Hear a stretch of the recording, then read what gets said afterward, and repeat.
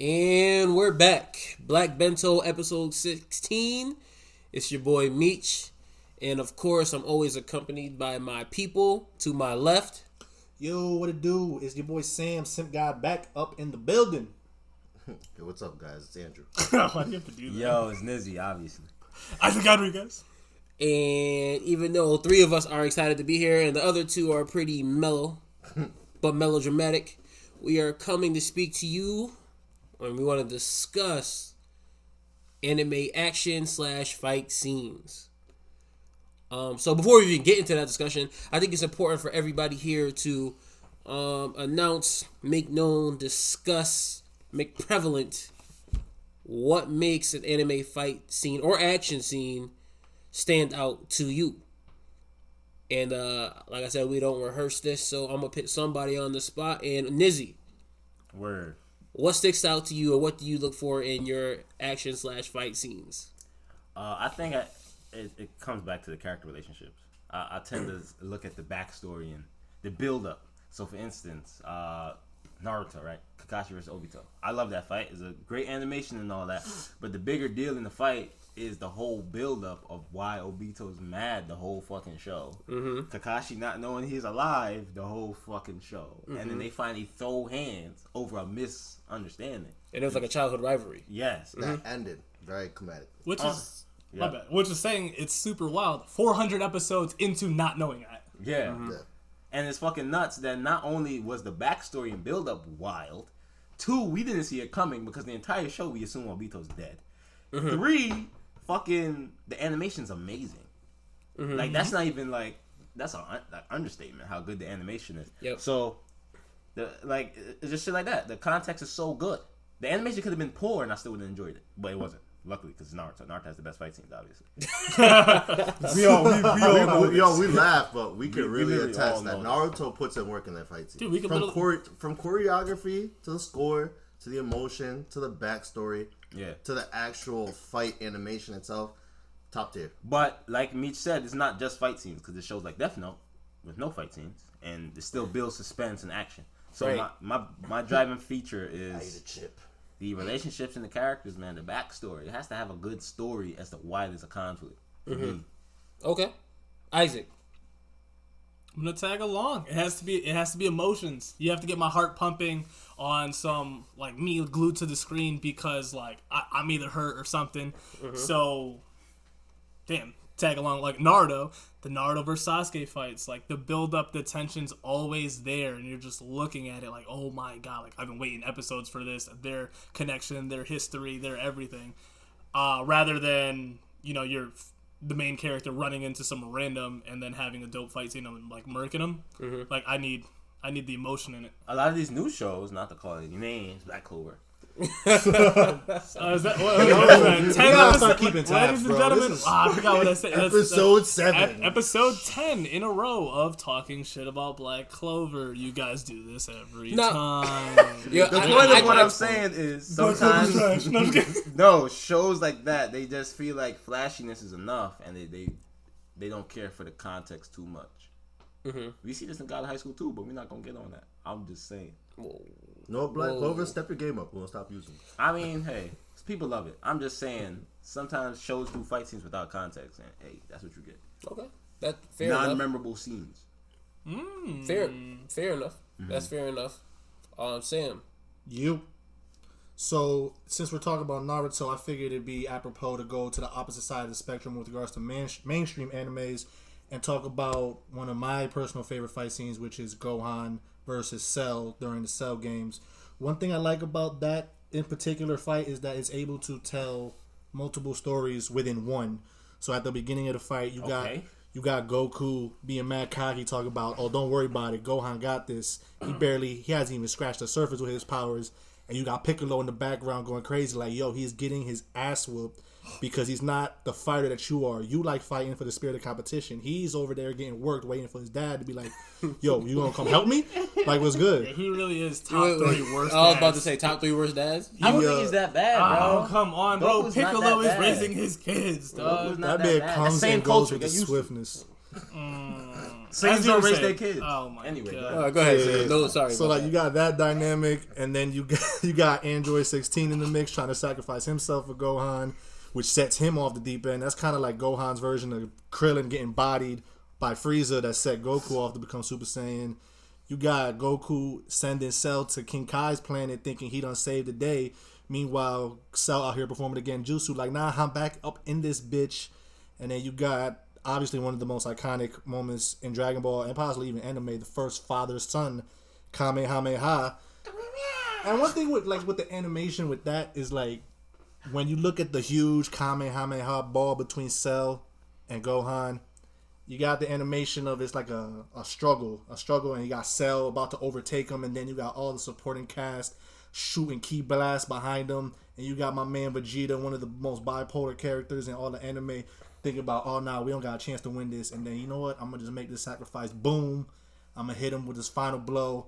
Gohan overtakes him with the power of his father. So being able to tell a lot of different stories with a bunch of different dynamics, I think, is a pivotal role in being able to have a good fight scene in anime. Yo, Vegeta's a funny dude, yo. He's hilarious. He's sleazy. So interesting. He's real, though. Not to nitpick at what you said, but when you said father-son Kamehameha, it really wasn't that because Piccolo wasn't there. Like I don't know, Piccolo was not. Piccolo can't do a Kamehameha, so obviously it's not a father-son Kamehameha. Goku is his fucking dad, bro. Biological. Goku's more of a stepdad than Piccolo. I don't even know if Goku's a stepdad. Yeah, he might be like a fucking family friend. He pops up. He's a Goku slander, bro. House up at the cookout, guys. Goku's a decent dad, bro. Decent dad, man. Decent dad. He's the odd. That's a topic for another day. Or we can end today's episode on that. So keep that in mind. Decent dad. Talk about anime dads. Decent dad. Oh my god. Talk about anime dads. Better than fucking Jin. That's why I said top 3. Jin literally Jin's number 1, I think. Doesn't say shit to Gon. Fucking sets up a game for Gon to almost dying. You want to know what's the best? I would argue Sasuke, but then we. No, Sasuke's up there. I would argue Sasuke's top 3. So Sasuke's trash. But Naruto got to fit in there too somewhere. Sasuke literally swung on his daughter, bro. Almost killed his daughter.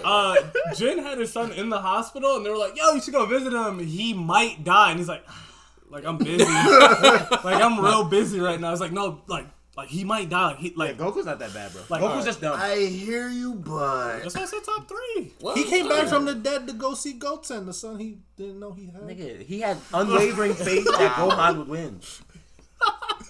I mean, I think we're gonna have to have a whole other episode of everybody's idea of ideal parenting because I think we need to figure some shit out. We figured out the 2021 Father's Day episode of Black Bento. Hell yeah. Anime dads. There we go. Put it in your calendars. Yeah. But not to get too far off track, Drew. What do you look for in your fight/action scenes or action/fight scenes, or both? Word. So I think probably a couple most important things would be the animation of the fight has to be dope. Yeah. And the emotion behind the fight. So I'm not really straying too far. Oh, bro, then you should fuck with Black Clover then. Animation and emotion? It sounds like your type of show. Yeah. Yeah, well, you can't come here bashing. Does, bro. It's scream and shoot laser beams. What else do you need? So that's not my emotion. My emotion more ties to not really inter-show, but viewer show. Oh, emotion. It invokes emotion out of you. Okay, yes. So when I get hyped from a scene is when it gets is when that really gets me in my attention. I think. So hold up, give me an example of that. Yeah. Okay, so for all of Naruto, they hyped up the villain Madara. They gave him all this all this. It was the coldest ninja. The allure. They gave him the allure. I didn't want to use it because you guys don't like that. Right. But the allure behind Madara and the mystique behind him is what made him a pretty badass villain. We learned about him through the whole show. He was a savage Uchiha, best to ever do it. Nasty, blase. And then when we saw him fight during the war, the man lived up to the legend. He fought a whole entire army and basically swept the fuck out of army them. Of scrub-ass ninja. A bunch of generic-looking motherfuckers. Bunch of extras. You know, they call castings for Law and Order. They'd be like, "Be the extra."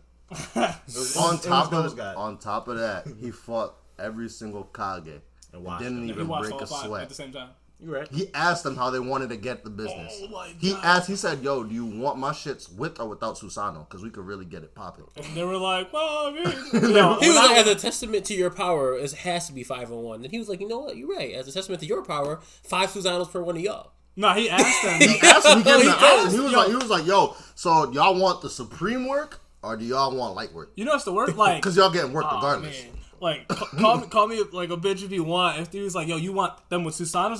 No, thank you, please. Like, just the regular ass up is fine for me. I'll take the regular. He literally waited too. He's like, oh, so y'all not gonna answer? All right, bet. They got it. They got the work. They got the work.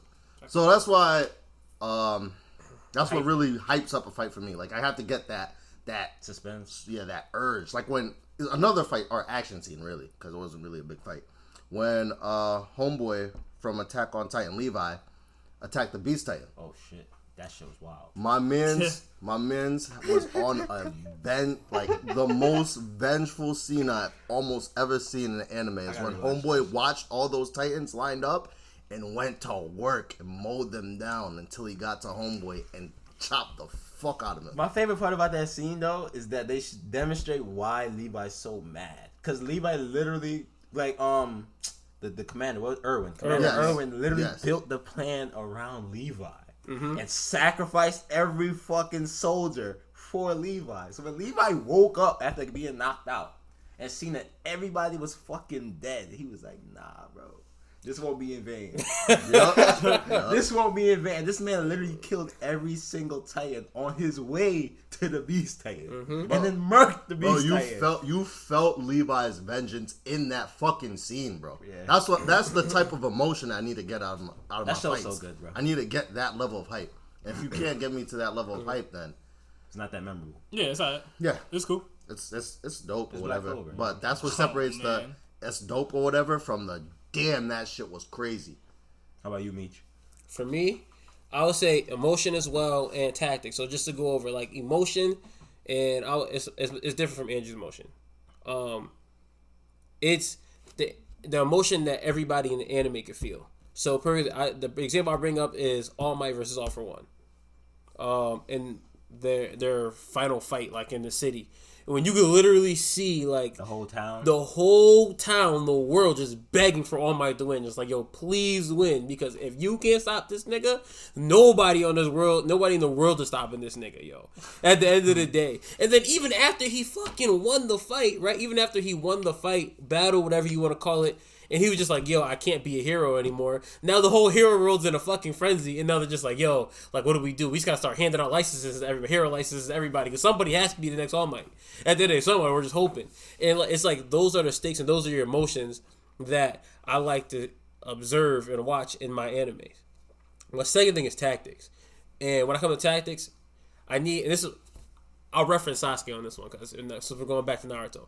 The fight I will point out is Sasuke versus Daidara, and I love this fight. It's one of my personal favorite fights in Naruto, and it was literally a battle of tactics. Like Daidara made jutsu specifically to fight really Itachi, but Uchihas in general, because he hid the Sharingan, so he thought he had a 1-up on Sasuke, and then Sasuke was just like, you know what, like, I mean, I'm not really prepared for this, but my battle tactics are so great, like, I know I could get out of it and everything. So the specific instance I'm talking about is, you guys remember when Daidara made like that giant clone of himself, right? And it exploded, and all the gas came out, and they were really like molecular level bombs and everything, and all that stuff. And Sasuke breathed them in there. So as soon as he released it, Sasuke would have disintegrated, just like everything, the plants, the animals, all disintegrated around there.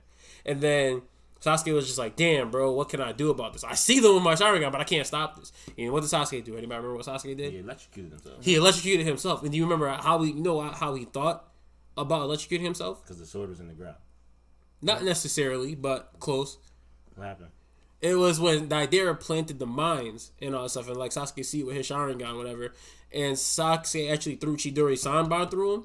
The ones that had the Sanban through them didn't blow up at all. And the other ones did. So Sasuke was like, oh shit, these mines can be nullified through electricity. So he electrocuted himself, and then when Daidara thought he won, nah, bro, you didn't win. And I'm going to make you think you won because I'm going to hit you with some genjutsu real quick. But then after that, I'm just going to beat that ass. What was his word to trigger him? Kots? Yeah. The Japanese word? Remember this? Y'all don't remember? He was like, Kots. to detonate the bomb? Or am I bugging? I don't remember. I don't remember the word exactly. Oh, okay. But I remember that's my fight with tactics. That was dope. Yeah. Sasuke, he was a person that used tactics in his fights all the time. Him and Shikamaru. Right? The Naruto character design is so wavy, bro. Mm-hmm. Not the tangent. That design is, he got mouths in his hand. First of all, that's bizarre as fuck. And then 2, he uses art and then detonates it. Like that's so. And remember, they added to his character design when he lost his arm to Kakashi. You remember that when Kakashi took off his arm immediately when Deidara kidnapped Gaara for the first place, he was flying, and then Kakashi used the Sharingan to take his arm away, whatever, take a part of his arm, and then they added to his character design when Akakuzu put his arm back together, so he had like those scars on the arm and everything. Yeah. So that was dope. Like that was dope. Yeah, Naruto's amazing. Naruto's amazing, bro. Yeah. Yeah, I never was a big fan of him, to be honest. Who, Deidara? Yeah, we watched that scene. That scene. Watch Deidara. He was real, bro. He's one of the best members of the Akatsuki's, like character development wise and just like humanistic wise. He was a dope character. He really did hate the Sharingan. I remember that because he thought Itachi was always judging him all the time. Remember when not to go off on a tangent again. Remember when Itachi recruited him to the Akatsuki? Yeah, and all that stuff. He's like, "Yeah, I'm about to blow you up." Itachi was like, "Oh, bro, don't do that, dog. Don't do that, bro. You're gonna blow yourself up. We need you. We need you." He was so wrapped up in his own shit. Nah, but just to get back to the topic at hand today, I need everybody here to go around and tell me your favorite. What do you think your favorite fight in any anime was? That's tough. And you know, it could be action as well. Yeah, it could be action as well. I don't think I could give any one for my action scene. I think I could say one for my action scene. My action scene was Attack on Titan when Eren found out that Reiner was a traitor. Oh yeah. When Eren found out Reiner was a traitor. Yeah, that was wild. Or another one from Attack was when they made the Colossal Titan fall off the wall. Yes. Oh, and that was the same. Yeah, it was the same thing. Eren fought Reiner down. Yeah. I love that scene because Eren really learned from the previous fight. He can't fight Reiner the same way, and then he fucked him. That's another thing with tactics, bro. That's another thing with tactics in that scene. Another thing with tactics. He was like, "Yo, this dude's stronger than me. He's faster than me, so I got to use all that against him." Right off the rip. Bro, he fucked Reiner. You remember when Eren said, "Give me that neck"? He said, "Give me that neck." Yo, when he said, "Give me that neck," yo. That whole shit was dope. That whole arc was dope. Season 4 coming out this fall, I believe. Yeah. Last season, I think it is. Mm-hmm. You guys are in for a treat if you do not read that manga. Like, you guys are in for something legendary, bro. If you're not caught up Attack on Titan, I suggest you get caught up. Please do. It's one of the best shows you can watch. But yo, to answer your question, one of my favorite scenes or action arcs is I gotta go to Chimera arc in Hunter because like it's filled with so many suspenseful scenes. I'm gonna just go off a couple of them. So when Gong pressed Pito about going to get Kite, Gong literally changed characters. Like he went from being the lovable main character we watched the entire show into a demon. Yeah. He literally was like, "Yo, if you don't do it, I'm gonna kill this girl." Remember the girl the king was worshiping? The blind one? He was like, "Yo, I'm gonna kill her." Like he was dead ass. And the whole time, Gong's like, "No, nobody should die. Like I don't want to hurt people unless." But when it came to his friends, Gong didn't give a fuck. And he was also like, his teammates, Killua and the boxer dude, was surprised that Gong was like, "No, take her hostage." Like she's a hostage, bro. They're like, Gone, no, she's an innocent. Like, she's just a blind girl. He's like, yo, I don't give a fuck. If Pito is lying to me, kill this bitch. Well, I'm gonna do it. And then they got to where Kite was, and then Pito thought she could pull a fast one, and this nigga Gong literally made an oath to become strong enough to kill her.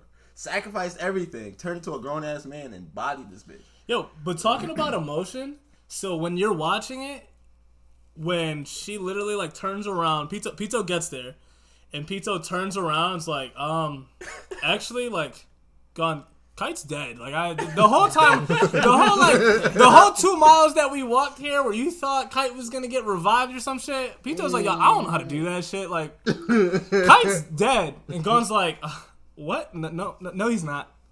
Pito's like, yo, bro, Bro, Kite's dead. Like I don't know how to revive people. Like I literally turned him into it. He's not like. And then the funniest thing is, as a viewer, you know Kite's dead. Yeah. So you get this whole build up, like Gong's about to lose. And it's just like, because your whole time you're like, is he dead? I'm pretty sure he's dead. Is he dead? And then as soon as Pito's like, yo, he's dead, like your heart drops because you're like, oh my. What's Gong gonna do? It's like an innocent child. When the innocent child hears news, you're like, no, Gon knows. Gon knows he's dead. Like, fuck. Another one of my favorite scenes in that arc was when Miram and Netero was fighting. And Netero specifically told Miram, he was like, yo, you're gonna die here. Regardless if I beat you or not. You're gonna die here. The king is like, what are you talking about? You're not strong enough to beat me. And Netero was like, yeah, well, you're gonna die here, bro. It doesn't matter. We could both die. But you definitely. I'm taking you with me. And then what happens? He fucking kills him and sets off the bomb. And it's fucking nuts. Like, yeah. Epic scene. He died slowly. Epic scenes in Hunter x Hunter, bro. He died slowly, and he accepted his death towards the end. Yeah. Which I thought that was a dope. That's when for his character. That was dope. He has one leg and he's just like, and claps together. He's just like, all right, let's get it popping. When he stopped the So Hunter x Hunter doesn't have the same great animation or choreography like Naruto's, but the fights have so much like meaning that like you don't give a fuck. Yeah. Yeah. Even when Karapika beat up Uvogin, the lion dude, the ass whooping, and we're all like, man, Karapika can't beat this nigga, man. This dude's swole as fuck. Swole. They spent the whole arc building him up. He was killing the Shadow Beast from the Mafia. And Karapika's been soft for so long. Karapika's been this little quiet ass dude. We don't know if it's a girl or not. Bro, all he wanted was to get rid of the Phantom Troop, bro. That's all he wanted to do. This nigga Karapika turned the fuck up, bro, and washed this nigga. To say the least, man. Wash this nigga, son. Oh, I loved it. Yo, he doesn't have any net anymore, does he? Karapika. He do. He can only use it on them though. Oh, he can only use it on the Phantom Troop. But I thought he basically he lost only used it the chains. The chains on his hands. Mm-hmm. He made him so strong specifically to fight the troop. If he doesn't fight the troop, he can't use them, or he'll die. That's the oath he made. Yeah. If he uses the chain on anyone else besides the troop, he'll die. Yeah. Which is cool that he left him alive so he can still fight. True. All right. They can get to work whenever they want it. So hear me out this. What's the most... So we're talking about fight scenes. What's the most broken attack that was ever used in a fight, in your opinion? The most broken attack. I mean, we could talk about Dragon Ball Z. I was about to say, define broken before. By broken, it's just like a move. It's too powerful that like you don't see how anybody can stop it. I mean, first thing that came to my mind was a Spirit Bomb. That was one of the first ones. But it's very balanced though, because they gotta get. You gotta charge up. You gotta get power from. It's not like you can just drop a Spirit Bomb on somebody. So what y'all talking about? More like the Kamehameha, or like everything in Dragon Ball Z takes multiple episodes. Every move takes at least 2 episodes. I don't know if there's necessarily a broken. I mean, think about move. I think in Naruto you could say like the planetary devastation. Ooh, I think you know what I mean. That's pretty dope. I think Haku's glass technique is pretty deadly. The Crystal Mirrors? Yeah. He's my favorite character for a long time. Crystal Mirrors is deadly, bro. Because Haku was clowning them in If she really if he wanted to kill Naruto and Sasuke, he could have. Yeah, easy. And easily. If Haku didn't sacrifice himself, Haku's giving work to a lot of people. Like, imagine alternate universe. They're Haku like, grows up. Yeah, Haku's doing this shit as a kid. Where Haku grows up and they're like, yo, Haku, come to the Leaf Village and just bang out with us when we need to bang out. Ooh. He's watching everybody. Yeah. Not everybody, but he's watching a good portion. Like the kids? Well, he's watching. That's what I'm saying. Like, Haku versus Gaara, who wins? Haku. Wow. Yes. Haku's being Gaara. I don't know about that one. Gaara can't even get sand on this nigga. I don't know about that one. Gaara get frustrated. Yeah. Gaara get Kid Gaara? Haku get frustrated too. Yeah. No, Haku was cool, calm, collected, man. I mean, because he never faced a nigga like Gaara. That's why, but I mean, just like I don't think we recall that Gaara has a Biju. Yeah, that too. At that point in time, yeah, he did. So if shit really popped off, then he could really. Any other? You know what I would say? What? You guys everybody's familiar with Akame got killed. Yeah. As that's move, I forgot what it's called, but she literally freezes time, bro. Oh my god, that shit is broken. That shit's about silly, real silly. Bro, how the fuck do you have ice powers, but like your ice powers are so powerful that you could just freeze time? When you that bitch. Esdeath was that bitch. And yet, she can still move in that shit. She was like, it's crazy. Yeah, she was real. She's real. Esdeath was a rapper or a celebrity, she'd have a massive following. called the icicles. The icicles or the snowflakes. I don't know. But you get my point. Nah, but I'm just saying that move sticks to me, yo. Because right when you think she's about to get killed, like someone's about to slice her head open, she's just like, nah. And then you're just like, what the fuck just happened? Did my screen just freeze, bro? Like, push play and everything. Like, yo, turn the Wi-Fi back on. Like, what happened? And then you're just like, oh shit, no, that's S-Death. Yeah, bro, she's real. Most broken thing I could think of, different because it's not actually like in your face action. Death Note, like all he has to do is write your name and you die. Yeah, that is broken. That's as broken as it gets. I don't have to have hands. I don't even have to come close to you. Pair that with the Shinigami eyes that you could offer. Bro. Yeah, but you could die in 10 minutes. Yo, but I'm just saying. We said broken ability. We didn't say like broken like setbacks. That's not broken if you die in 10 minutes. Like that's pretty balanced. well, to that point, I was going to bring this up with regards to Meech's comment earlier about tactics. One that honorable mention as far as fights, I would probably have to say Death Note as far as the long-term mental battle / game of chess between Light Yagami and L. Bro. I've seen Death Note a fair amount of times. I've gone through every episode, and I'm always so intrigued just at how the mental mind games that they play with one another, whether it be... I thought L was gangster when he sent a dummy in to do a global broadcast claiming that he was about to get Kira. My man said, "Oh, bet Lynn L. Taylor, I'm gonna write that name down. Good money." Yeah, he like, sacrificed this man, bro. Poor guy. Just to find out he was only broadcasting in Japan. I'm like, yo, this dude is the illest. Or whether it be Light joining the police force, or even forfeiting ownership of the Death Note, so he literally just to get it back, bro. Just to get it back. Is disgusting. Just to get it wasn't back. That broadcast specifically only to Japan? It was only in Japan. That's why I was able to. How did he even? The fact that he because even all the drew people that. Kira was killing was in Japan, so he was like, all right, this man might be in Japan.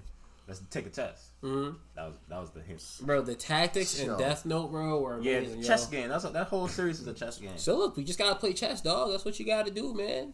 And he was always chill. He was never sweating. L? Yeah, never sweating. I was chilling the whole time. Always.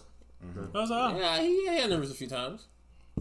Very rarely. He got nervous like towards like his demise. Yeah, he was. Before that, he was just like, yeah, damn, it's crazy. Very nonchalant. Overall arcing thing for a good fight scene is build up, emotion, tactics, yeah. Logic. It has to be kind of grounded in logic. It's part of tactics though, right? Facts. You know, so animation, obviously. Yeah. Gotta look good. I always thought like an even fight would have to be like, all right, like if I like a fight scene, it has to be an even fight. They gotta come close. You know, it can't be a massacre. That's not bad. That's what I thought until Roy Mustang snapped his fingers 300 times on somebody.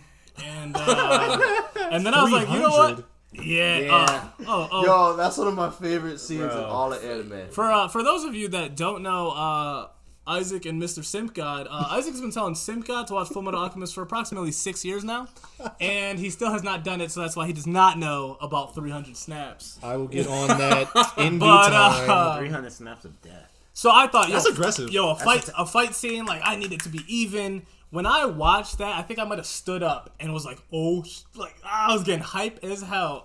And that was a mess. Shit that make you stand up.